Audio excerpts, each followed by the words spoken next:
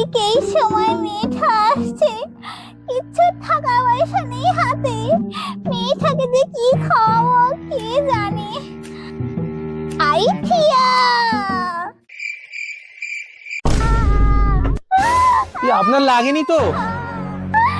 তুমি আমার পাঠার উপরে গাড়ি দিয়ে ভেঙে দিয়েছো, আমি লোকজন জোগাড় করে তোমাকে মার খাওয়াবো।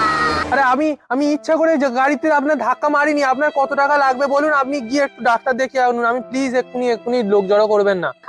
এই তো টাকা ছেড়ে নেবো, মনে হচ্ছে এইবারে মেয়েকে খাসির মাংস খাওয়াতে পারবো।